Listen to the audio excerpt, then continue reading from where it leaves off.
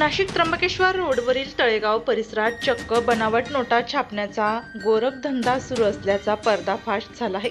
नाशिक ग्रामीण आणि शहर पोलिसांनी केलेल्या संयुक्त धडेकेबाज कारवाईत खासगी बंगल्यात सुरू असलेल्या बनावट नोटांचा कारखाना उद्ध्वस्त करण्यात आला आहे। पोलिसांनी छापा टाकत लाखो रुपयांच्या बनावट नोटांसह नोटा तयार करण्यासाठी वापरण्यात येणारे छपाईचे साहित्य आणि इतर साहित्य जप्त केले आहे।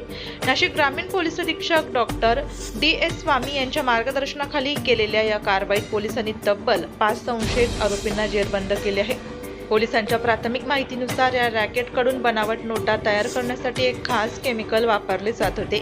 खऱ्या चलनी नोटा केमिकलमध्ये बुडवून त्यावरील शाई दुसऱ्या कागदावर वटवली जात असल्याची माहिती समोर आली आहे।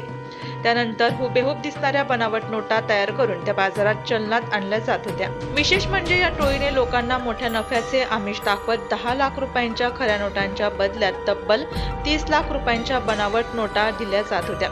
याची माहिती पोलिसांना मिळताच पोलिसांनी सापळा रचून बंगल्यावर धाड टाकली।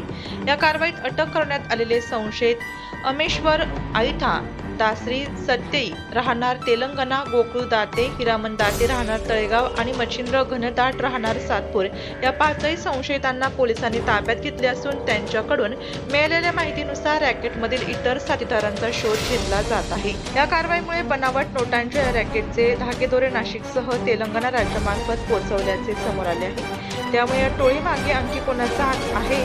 बनावट नोटा कुठे कुठे वितरित केल्या जात होत्या? या रॅकेटचे जाळे नेमके किती मोठे आहे याचा तपास आता पोलिसांकडून सुरू आहे।